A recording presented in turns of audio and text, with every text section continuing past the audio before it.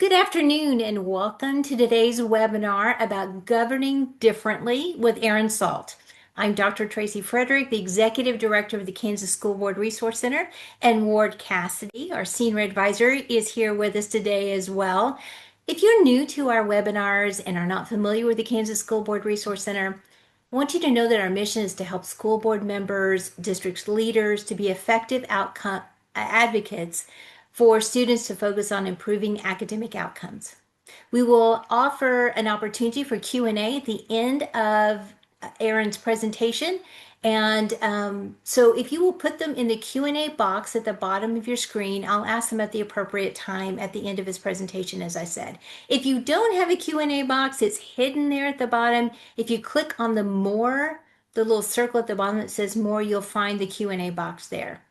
Also, you probably heard that this presentation is being recorded, and if you will receive a link to the recording to review and share, and it will also be archived on the video resource page of the KSBRC webpage. So this afternoon, as I said, we're pleased to have Aaron Salt with us. He is the author of the book. You can see this on the screen in front of you, Govern Differently. Aaron has served for over a decade in a variety of roles that has prepared him to be an expert in school governance. He currently serves as the Executive Vice President for School Boards for Academic Excellence. He founded and chaired a charter school. He served as an elected school board president and leading district operations as COO and interim superintendent. Aaron has driven measurable results in including increased student achievement, expanded CTE certifications, and strategic budget management during fiscal crisis. He holds a degree from Auburn University and Florida State University, and he currently lives in Colorado. Aaron, you are a busy man, and so we thank you for carving out some time to be with us today. And we're so excited to hear about your book and your experience. And so I don't want to take any time away from you. So I'm going to turn it over to you to go ahead and begin your presentation. Thanks so much. Absolutely. And thank you for having me. Really excited to be able to do this presentation and appreciate all the work that you're doing in Kansas. So, this is from my book, Govern Differently, that really outlines a new framework for school board governance. It is focused on school boards rather than, other public entities because of the unique challenges that school boards face that's different from other municipalities. And so, as Tracy said, I really kind of went through and distilled a lot of my operations, the way that I worked, and the knowledge that I gained, outcomes that I saw from a decade of work, both in the charter and public sectors within education, and really built a whole new framework called values-based governance. And so I'll talk a little bit more about this later, but the great thing about this framework is it's agnostic when it comes to what you use for policy methods, how you currently operate as a board. This is something that's plug and play that you can start utilizing pretty quick and doesn't require any sort of formal training. It doesn't require a formal vote. It's really a framework and perspective for how you operate as a board and as a board member. And so the first thing that I want to do is kind of frame some of the problems. And so what I've done is I distilled down some of the dysfunctions that I've seen into four primary types that you'll see on school boards. And so three of these, the ones that are marked in red, are active dysfunctions. And then the yellow here is a passive dysfunction. And so the first type is the stair stepper. These are people who get on boards and are looking to move on to the next best thing. And so everything they do on the board is focused internally. They're focused on ego, they're focused on ambition, and looking to what the next step is rather than serving the students in the district that they're in right now. The second is the crusader. That's someone who really has a specific pet cause or a champion that cause that they champion. And that could come from a lot of different respects. I've dealt with people on both sides of the political spectrum that kind of fell into this crusader methodology or philosophy here. And what it does is it's truly making mountains out of molehills. They find some little thing and they decide to pound it and pound it and pound it and say, this is an issue that everyone needs to care about. And the problem is, most of the time, it has nothing to do with academics, has nothing to do with student achievement. It's purely some form of a political cause. The third dysfunction that I have is the hands-on hero.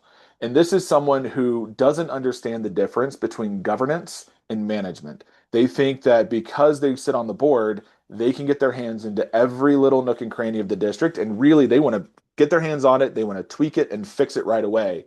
And there's a mechanism to do that, but it's not through direct support. You are in a governance role, you are not in a management role. And so making sure that you understand those boundaries is really important for especially because most boards will have some form of a policy that stipulates that the superintendent as your employee won't actually respond when they have directives from one board member. That usually has to come from a consensus of board members. And so when you start stepping over that bounds, you're violating policy and it causes friction not just with the administration, other board members as well.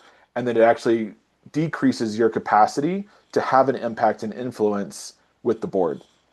And so those are the three active types of dysfunctions that I've identified. The fourth one, which is the passive one, is the appeaser. You'll hear people talk about the rubber stamp boards. Whatever the administration wants to do, we're going to support that. I've seen people not read board packets. I've seen state agencies say, whatever it is that your superintendent tells you that you need to do, just follow them. You've got a great superintendent, just do what they want you to do.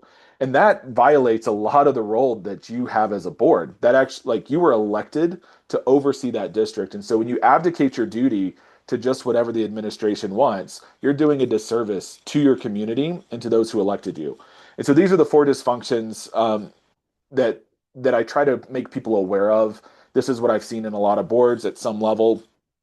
And the big issue is none of these actually help support academics in your district. And so we'll talk about what this needs to look like on the flip side. When you get governance right, you will see improved student achievement. You will see higher staff retention and morale. You will see increased community trust and support, and more effective use of taxpayer dollars. And so I'll talk a little bit more about these four as we go through. You'll actually see how you are able to retain staff. You'll actually see how this framework helps support building trust in your community. And so, but I just wanted to say this is the carrot, right? This is what you get when you actually are on an effective board that's governing well. So before we dive into everything, we need to build a foundation. I do this in the book. The whole part one of the book is really about building a foundation in common language, understanding what governance is, understanding what leadership is, understanding what values are. And the first thing that I want to call out is the difference between authority and power. I sat with a new board member, this was a couple years ago, and they were having some issues with the board and administration. And we sat down and we were having breakfast and talking through a few things. And she looked at me and she goes, "But we have the power to do this." And it's like, whoa, like when you start thinking through your role as an elected official as one of power, that shows that you don't understand the service nature of where you're supposed to be and how you're supposed to be serving the community. What you have is authority, not power. Authority comes because it's granted to you by the community.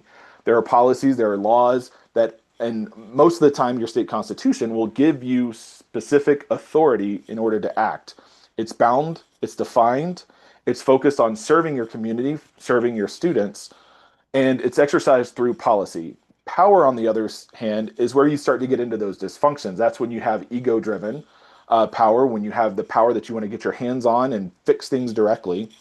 It's unbound, it's expansive, and it's exercised through control and manipulation is another piece that I would add to that. And so being able to focus what you're doing as a governance role, as one of authority that you're exercising, authority that has been granted to you by the community, by the state statutes, that's where you need to operate out of.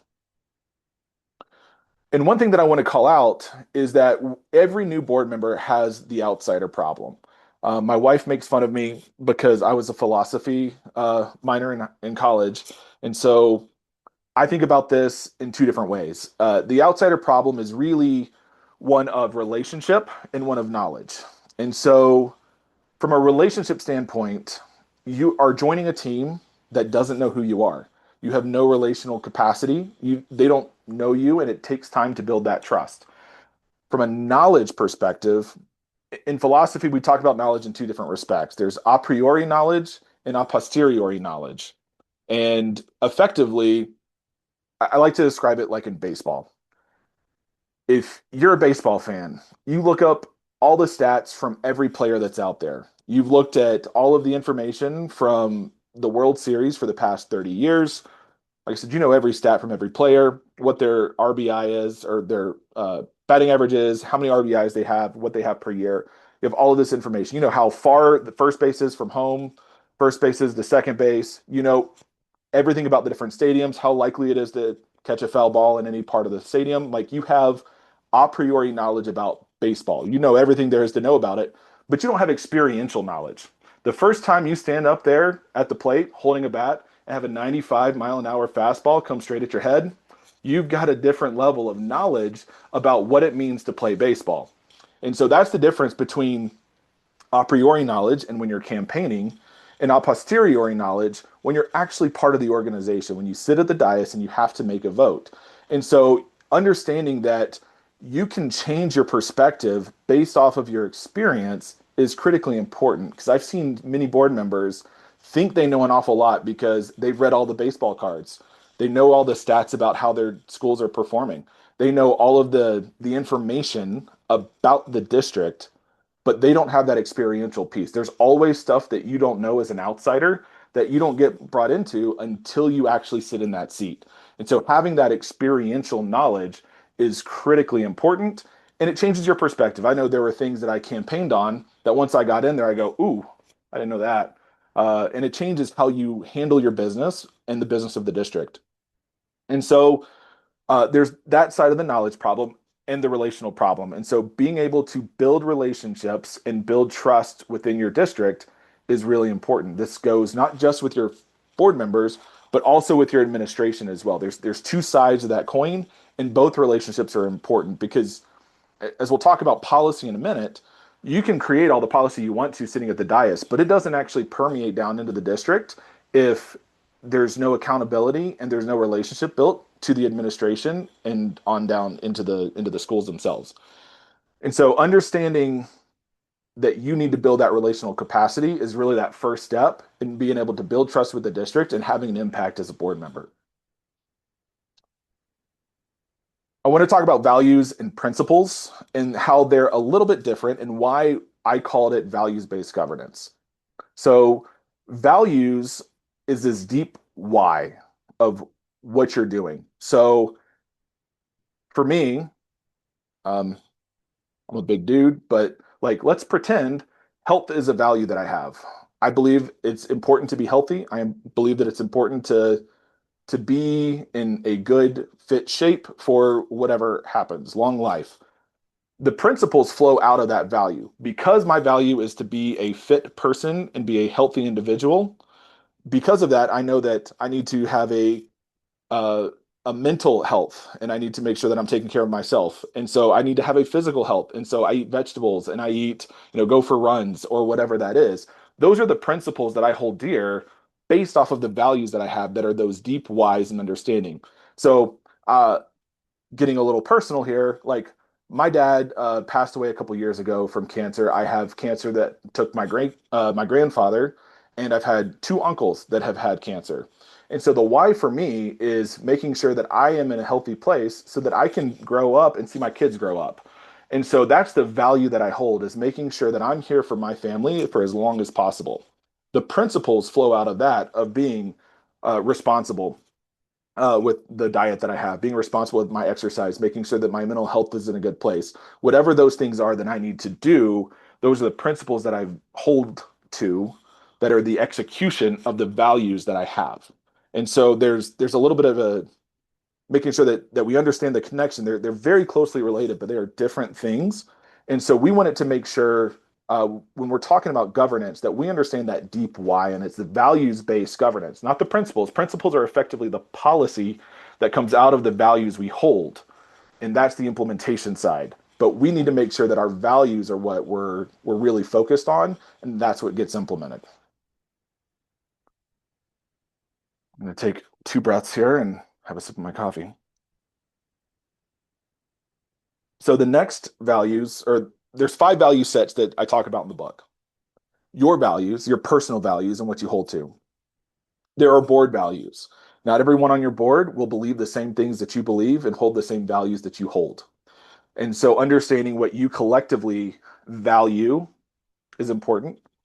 Understanding what the district values is important because that's broader than even you as the board.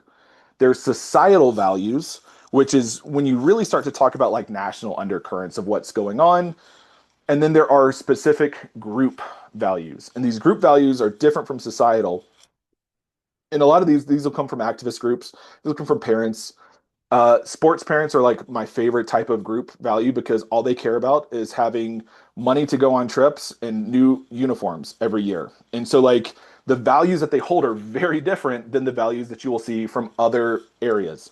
And so, making sure that you understand that each of these values are things that are held by people in your constituency.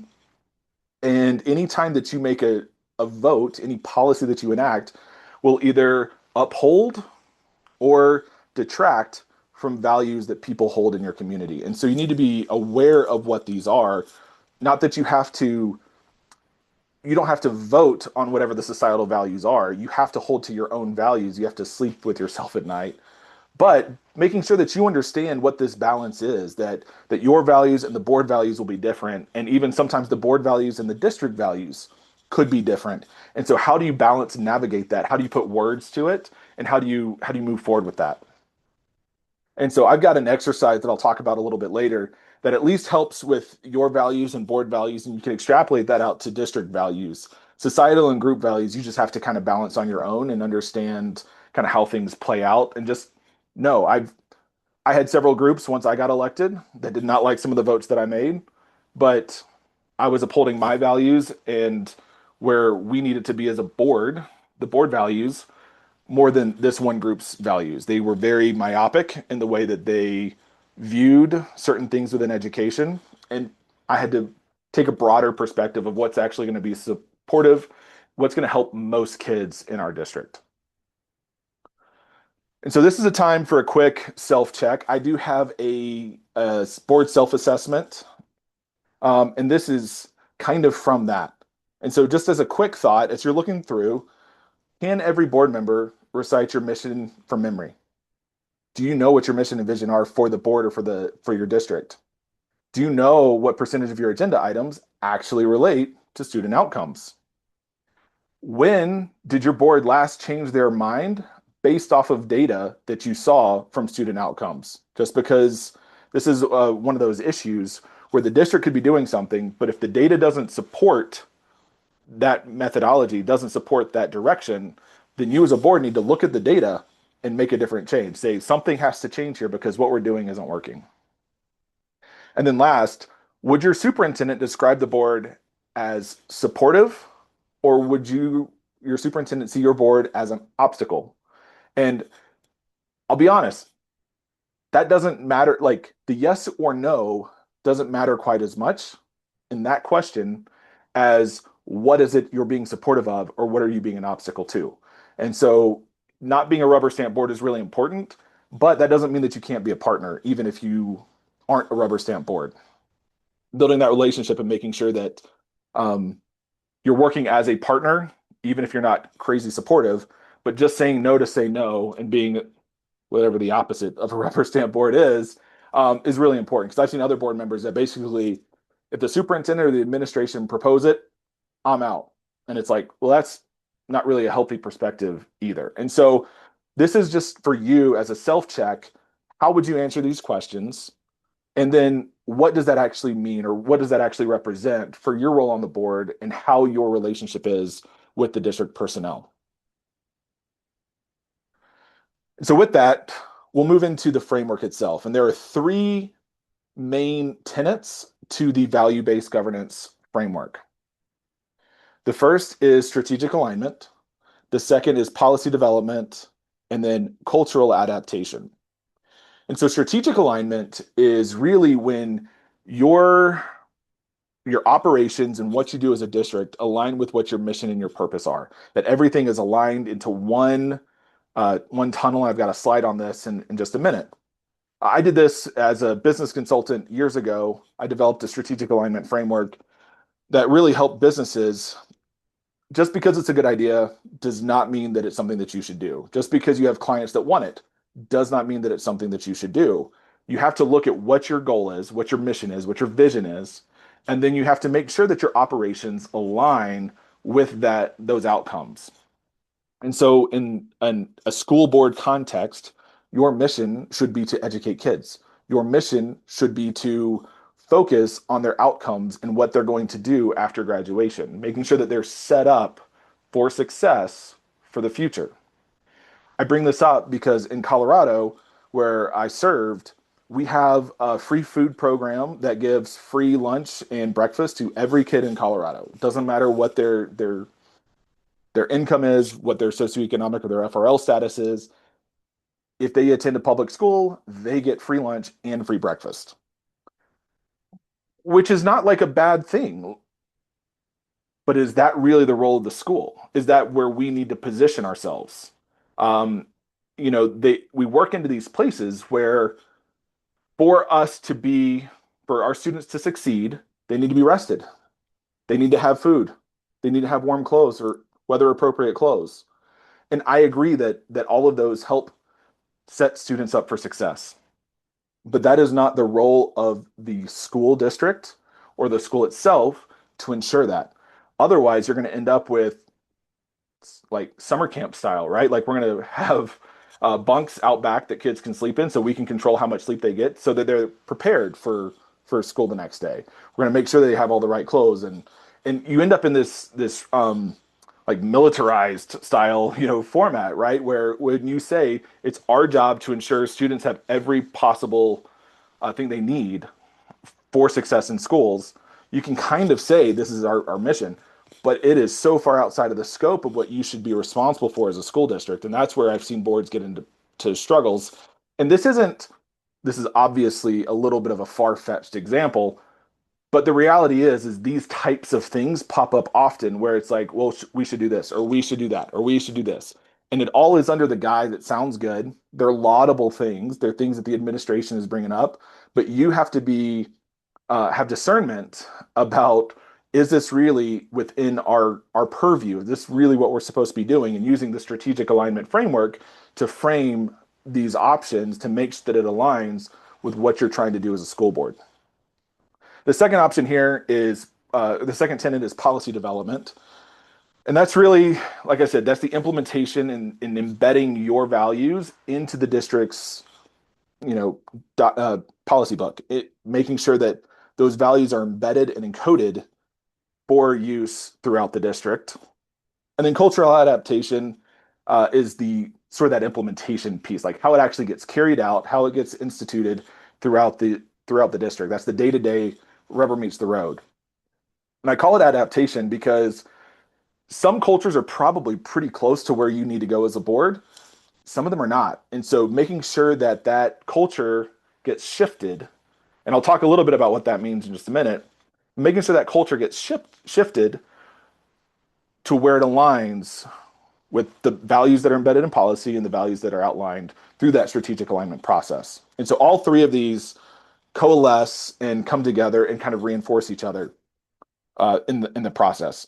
So talking a little bit more about strategic alignment. Some of the benefits of this is you see reduced operating costs. When you're not trying to handle everything under the sun, then you can focus your resources where they need to be, which is in classrooms, impacting kids. The closest you can get your dollars to students in the classroom is the best use of dollars that you can have.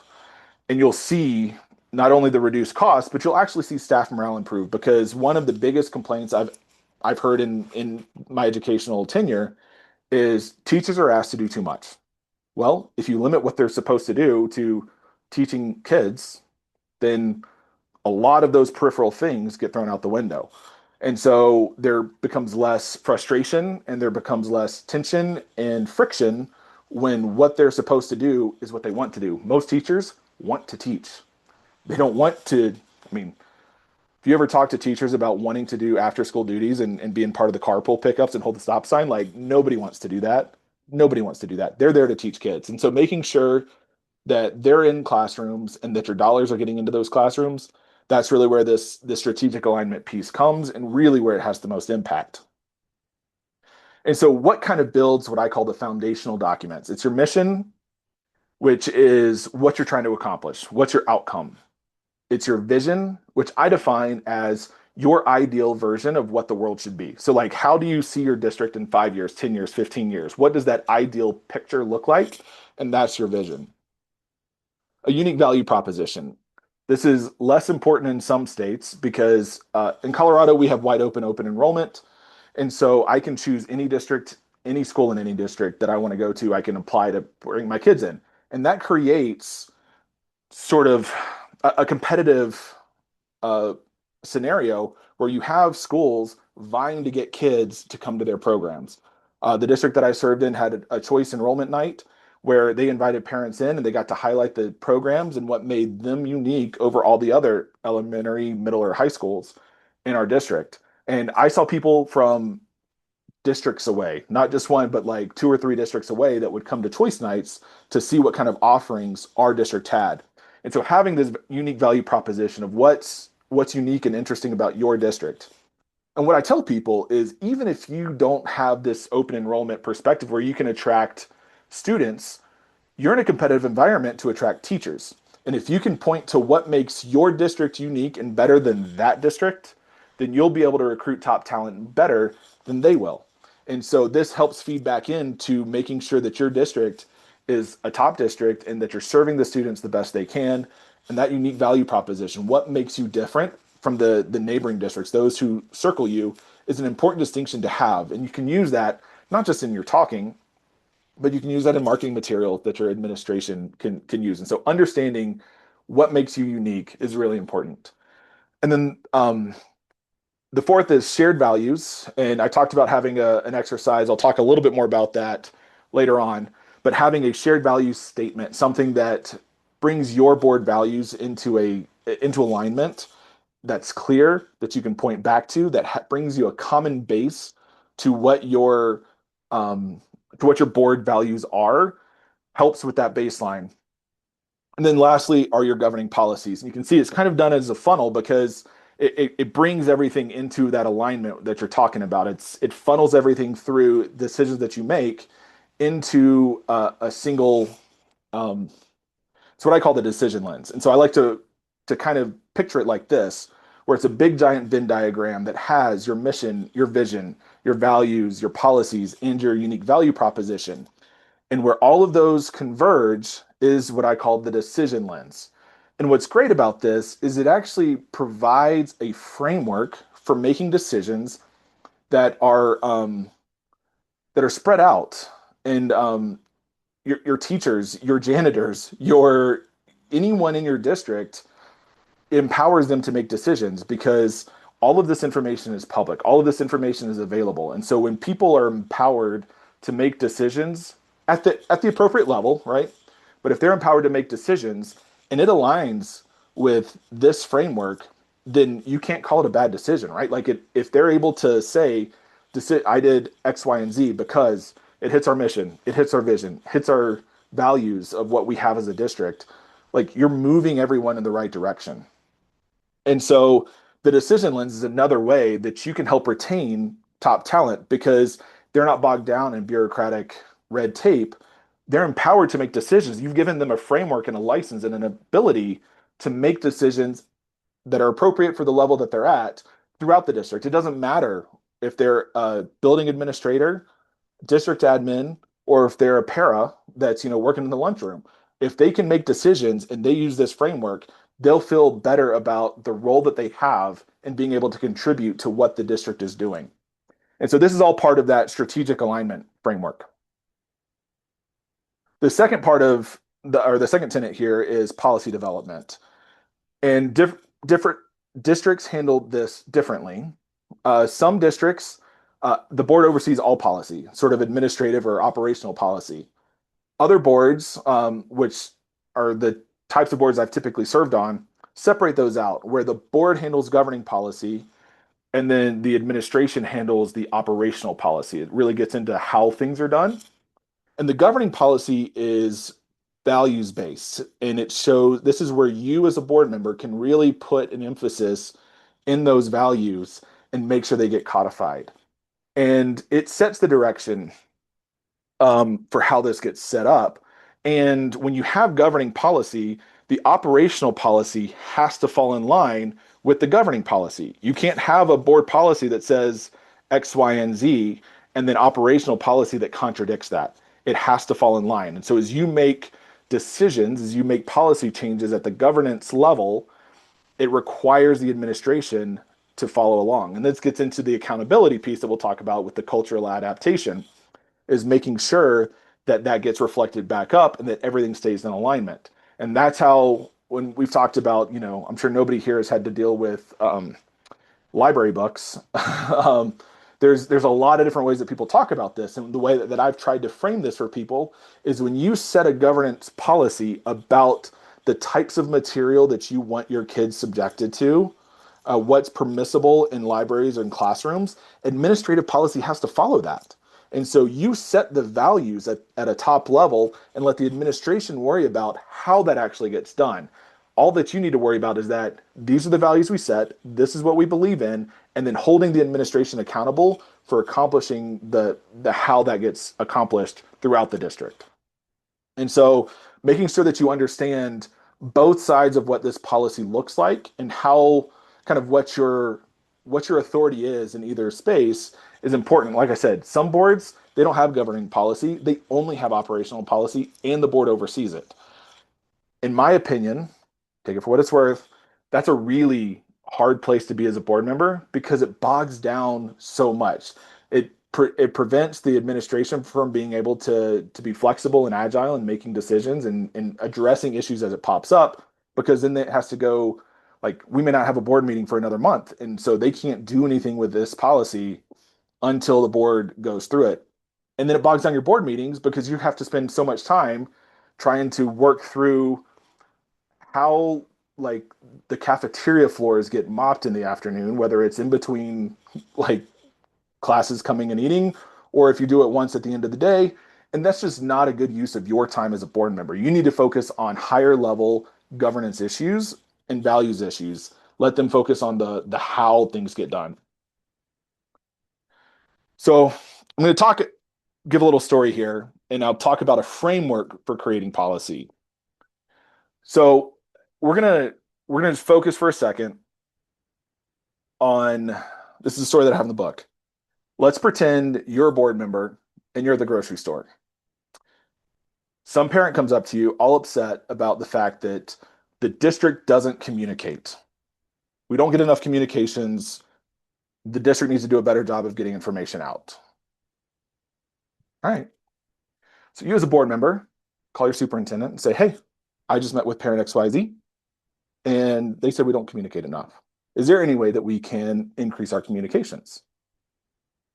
Superintendent says, yeah, we can do that. We're right now we have a monthly newsletter. Why don't we move to a weekly newsletter? And you say, that sounds great. We'll have more information going out to more parents. Everyone wins. So 2-3 weeks later, you're back at the grocery store. You see that parent, you smile, you're like, I got you. We took care of it. We're doing these weekly communications, these weekly newsletters, we're all set. You say, aren't I awesome? I solved your problem for you. And they say, no, that's not good enough. We need more communication. This isn't solving the problem. So you walk away and you call your superintendent and say, hey, talk to that parent. They didn't think that that really solved the problem. And now the superintendent says, yeah, we've heard from them. We've gotten a couple emails from them saying that we don't communicate enough. That's just where they are. And so this parent now gets labeled as being this oppositional parent because they just want more communication, and the district starts to make assumptions about what that actually means. The problem wasn't solved because we don't actually know what the problem was. We just know the parent was upset. The parent wanted more communication. We thought we did our job, and there's still frustration. And now this parent is being villainized at the district level because it's one of those parents. And we all have one of those parents or 12 of those parents in our districts. So I want to introduce you to the user story. This is something that I used a lot when I was back in my software days, and I found it very useful in policy development. It's a simple framework that just says, as a blank, I would like blank so that blank. And you fill it in with the perspective of who wants the thing, what the thing is that they want, and why they want it. And the reason why this was created, this is something that's been used in software development for decades. And what I liked about it was the why, because I may tell the developer the button needs to be blue instead of green, and the developer can do that. But if you understand why you want the button blue instead of green, maybe there's a different problem that we're trying to solve. Like, let's focus on the why, and we'll let the what follow the why to make sure that we're actually accomplishing what it is that needs to get done. So if we think about our story of you trying to be the hero at the grocery store, let's fill in a few blanks here and see how this plays out. So if you would have talked to the parent and said, I have this form that I'd love you to fill out, it says, as a parent of an elementary student, I would like increased communication about upcoming events because I missed my kid's recital and I don't want to do that again. Well, it doesn't matter what level of communication you put out. You're never going to solve the fact that this lady parent missed her kid's recital. Like, you can't get that back. But you can understand what the issue is. And so maybe this was a specific event, maybe it was a classroom event, and it wasn't open to parents. And so there's a lot of different ways that you can communicate this and actually understand what the issue needs to be done. And so using this framework helps understanding that why helps inform what the policy is that needs to be developed. Is it operational or is it governance? Something the board needs to handle or that the administration can? Is this really something that we need a policy about? Or is this just something that the teacher needs to just, whoops, I forgot to send this email out, that's on me. And so there's a lot of different ways that this problem could be solved and actually help make the parent feel better, actually resolve the issue if you dig a little deeper into what those issues are. And so I like having this type of a framework for being able to do policy development because you get at the why that lets the what follow, and then you can, as a board, make sure that the values are embedded in how that gets done, or in the what, right? Um, Specifying that policy, and then the administration can figure out the how. And so that's just a quick cheat sheet that I put in the book, and I've got this basic analogy in there as well. And so the third tenet here is cultural adaptation. This is where you actually, the rubber meets the road, and this is where the culture, the policies, and the values that you have as a board get embedded into the district and actually get carried out. It's really difficult for you as a board to know that the values that you hold are being practiced in every classroom, in every building, every single day. You can't be there. The superintendent can't be there. The principal likely can't be in every classroom every single day. Excuse me. And so you have to build a culture that understands these values and how to embed them and how to carry them out. And so this is done through accountability, and it starts at the top. If you don't hold yourselves accountable, if you don't hold your superintendent accountable, then there's no real distinction or ability for anyone else to hold accountability down. You have to start at the top, and you have to board self-evals, make sure that you as a board are holding to these values, that you vote with these values, that you talk about these values, and that this is your frame of reference. Hold the superintendent accountable. This goes into the goals that you set. And I'll talk about goals in a second. This goes to the policy changes. You have to hold yourselves and the super accountable. And that sets it up that there's no exceptions. No one gets out of this. Everyone is held to upholding these values and making sure that the kids are taken care of. And so as you talk about things, as you go through this process, you'll notice that your language changes, but also the district's language starts to change when you focus on making sure that those values are there. We were not hiring, but we were appointing a new board member a couple years ago, right after I took over as president. And I had media that came and talked to me because one of our old board members had applied and they were not selected as a finalist. And they were trying to create friction. They were trying to create a story. And I'm sure many of you have been in a similar position. And what I did was every answer that I gave went back to us as a board focusing on the best, strongest academic programs for our students. And so any quote that they had for me was the language of the values of the board.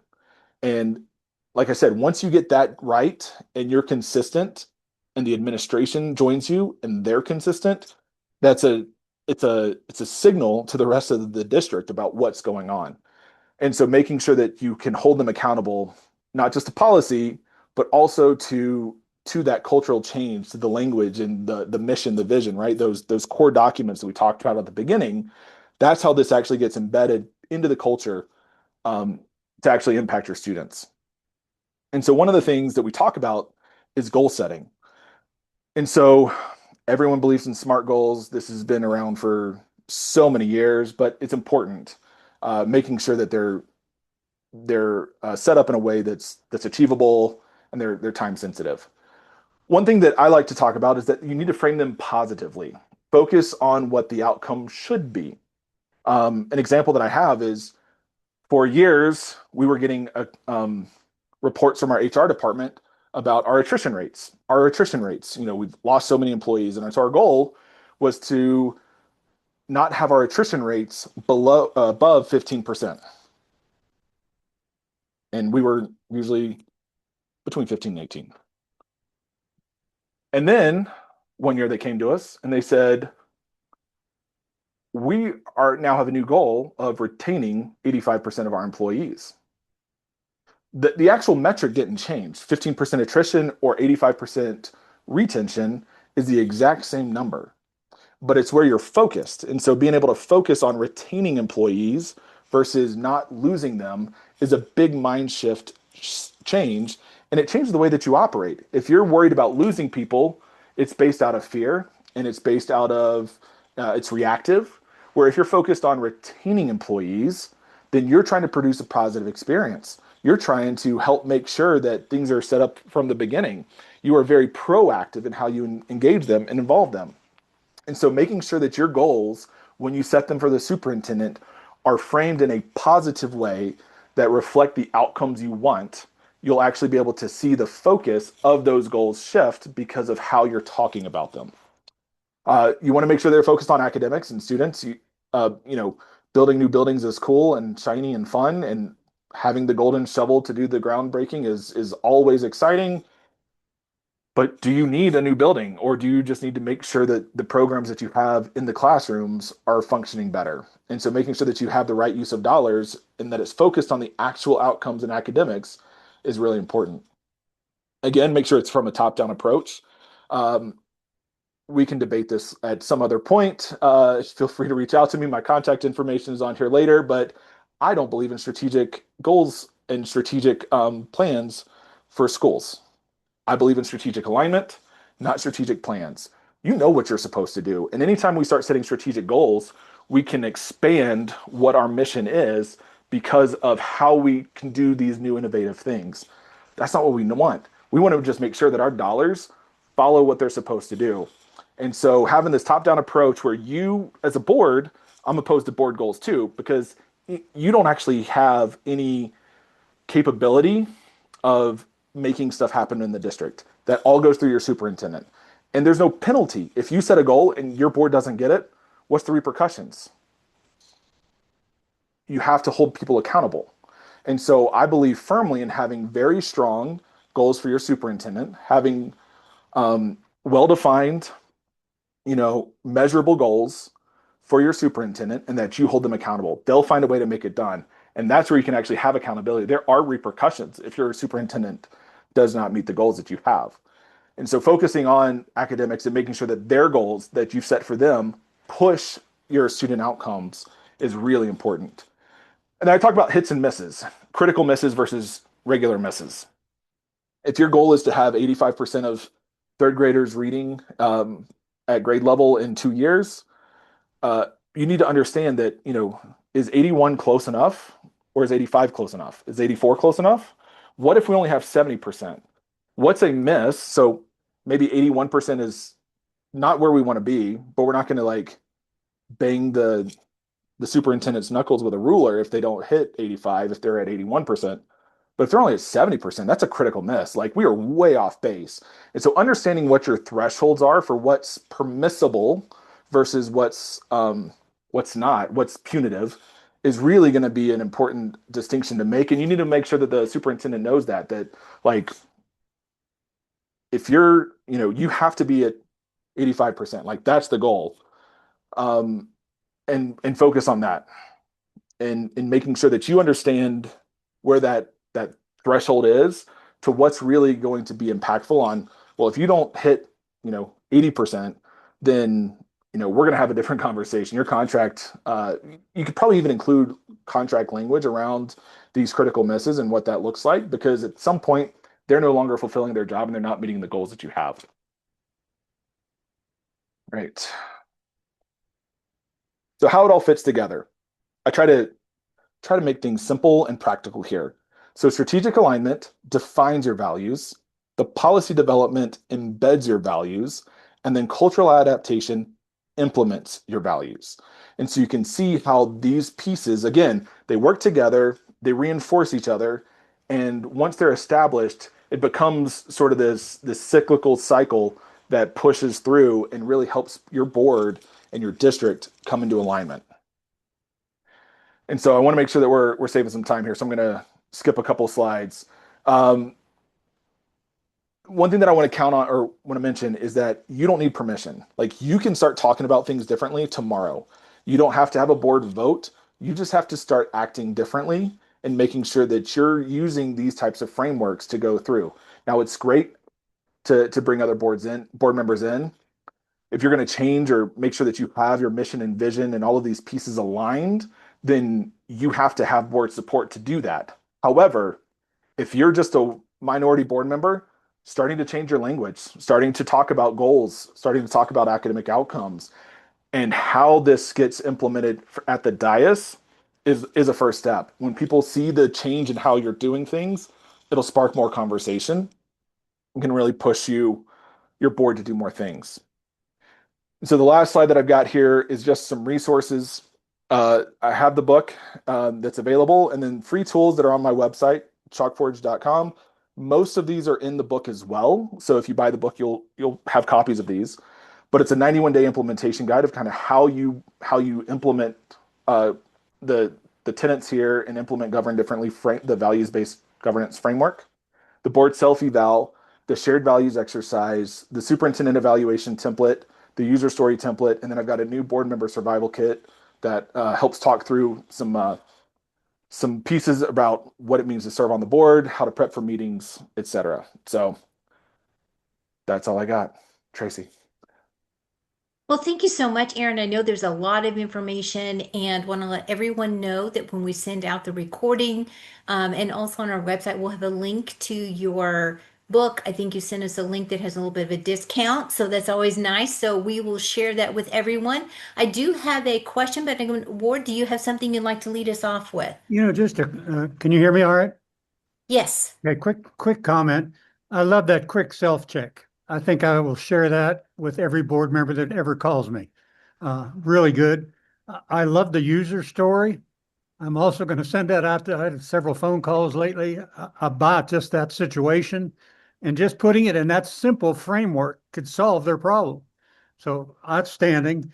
And then the question I have that seems to come up since I've been involved in this is so many school board members would like to talk to staff, and you mentioned that that's important, but they don't have the opportunity or method to actually talk to staff. Is there a recommendation you'd have to get school board members available? I mean, some school districts won't let you in the building, and some don't bring them to board meetings. What would you suggest? Because a lot of school board members would like to actually hear staff input.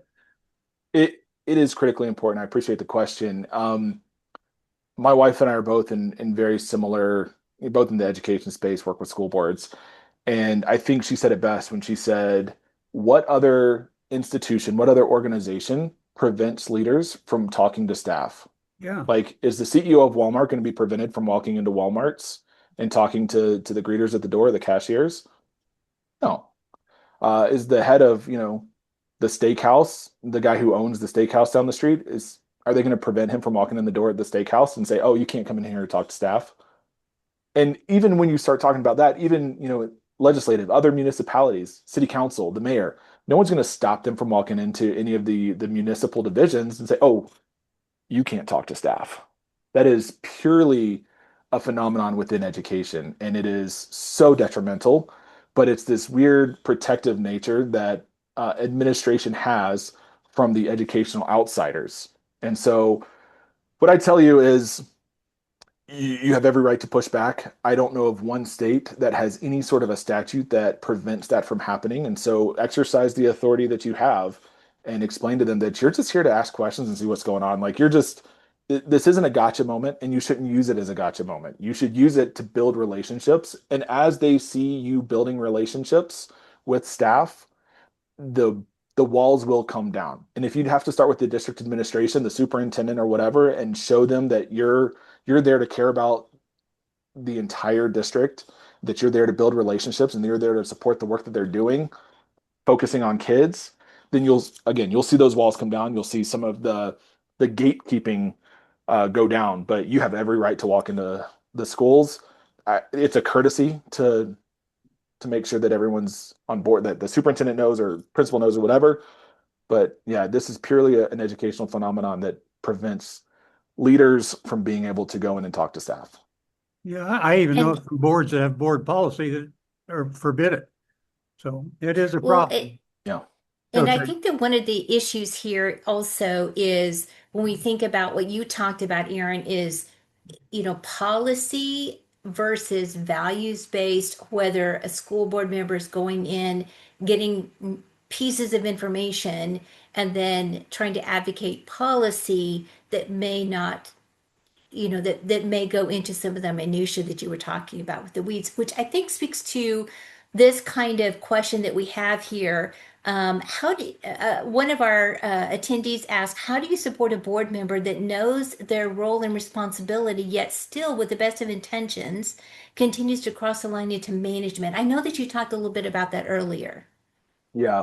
So going back to that shared value statement, which I didn't spend a lot of time on, um, helps bring back that core baseline foundation of where you need to have board norms.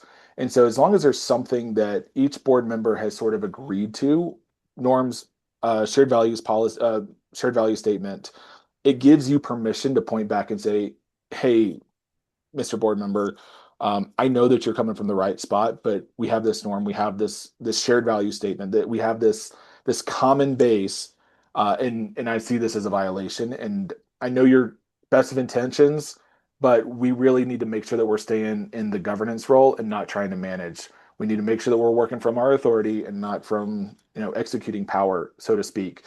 And so it's really the conversations when it happens repeated and repeated. Um, I get really leery about making public statements about that. I've never seen a censure of a board meeting or a board member go well. It always comes back to bite the district and the board. And so it has to be done from a relational perspective rather than from um, punitive and trying to fix them. And I think that, Ward was talking about this, and you talked, pointed to it in your presentation, talking about building those relationships. We have an attendee who talks about recognizing one of our districts here in Kansas, recognizing how important it is that board members develop the relationships with all of their staff. This superintendent says that they've set up chew-in chats. They're called, where up to 3 board members go out during staff lunchtime to visit with them. This occurs one time during the school year at each of the buildings and departments. So every couple weeks, board members are out in buildings. And maybe that's what you're talking about. And Ward, you were addressing if board members feel welcome and feel there's not a suspicion there, and assuming the best of intentions, that the board members are able to support the superintendent when they hear some great things that the staff are saying. What do you think, Aaron or Ward? I think they ought to take the user story with them and have it Yeah, be filled out by the teachers as well. Yeah, right. Go ahead. I was going to say, so many schools allow for parents to come in and volunteer when you have your accountability committees or whatever it is, um, that it's just so wild to me that they try to push the school board off. There's some level of fear or something else going on. And so any way that you can normalize board members being engaged, it's a good thing. And so if it's, these lunches I think are great. We did a staff appreciation when I was working in my uh, COO interim superintendent role. We had staff appreciation week, and we actually had board members that came out and grilled hamburgers and hot dogs for staff lunch. And so it gave them an opportunity to serve the people that were at the school buildings and then have an opportunity to talk with them. And so it helps normalize board members being in the buildings, normalizes board members interacting with staff, and that's a great perspective. I think so. Also, one of the other questions that we have is you talked about operational policy and governing policy, and sometimes those get flipped a little bit, as you mentioned, and which boards can get bogged down into that operational policy, and then yet the values are missed when they're really focusing on that. How would practically, you gave a couple of our suggestions. How might you flip that, even if you're not everybody on the board is listening to this webinar and a part of that? Or how would you be able to flip that just as an individual board member? Yeah, it's really tough, and that's why you have to change your language and the way that you talk about policy and talk more about the why of these policies versus the what's and the hows. Um, I tried to make a practice of whenever we talked about a policy, I would focus on how it impacted student outcomes, how it impacted students or teachers and their ability to work with students. And that way there was a direct connection from the conversation we were having to the outcomes that we were trying to get to. And so I made it a practice, like I said, whether it was a media interview, whether it was a policy decision, or even if we were talking about selling off an easement to the city, like whatever it was, how does this impact students? And I think that's really what you have to do is it starts with you changing your language to make sure that everything you talk about gets reflected back to the outcomes you're trying to achieve. Well, I think that's very helpful. And hopefully, if one starts changing the language, then it starts catching on, and others will change the language from there. So, one of the other questions that we have is um, you talked about that. I mean, all of this is based upon those values and those shared values. You talked about the personal values, you talked about the district values. And so, how do you ensure that those are aligned on a board? We hear a lot from different board members who talk about them being, very divergent values on their board, but yet you advocate for there being kind of this accepting of values of the board and values of the district. How does that happen? And how does that all come together? It's a great question, and I know that it, you're not always going to get what you want. And so Right. again, I've worked in the minority, and what I did was I reflected the conversations back and had some really good policy wins by focusing on um, it was not a formal shared values, but I knew what the values of other board members were. And so I was able to communicate based off of what was important to them and why what I was proposing satisfied their needs. I talk about the shared values exercise, and I've got basically like an outline for how you go to a retreat and you spend 2 hours, 2 to 3 hours going through this to develop a single statement that every board member can sign off on. Because I believe at the core, there is one value at least that every board member on your board can agree to, even if it's as high level as students deserve the best education possible. Like if your board members can't support that value, then I don't know why they're on this board, right?